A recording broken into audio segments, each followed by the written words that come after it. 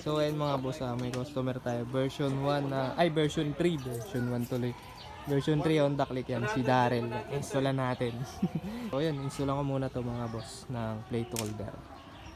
Alright.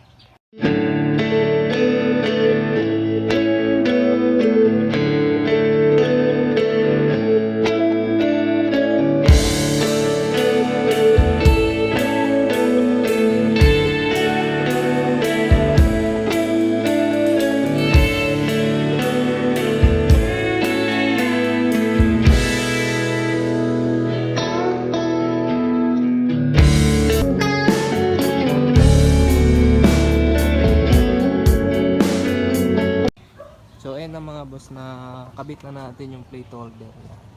Bagong bago pa to eh. Wala pang ano to eh, no? Wala pang 500 daw to eh. Wala pa. Alam mo naman, no?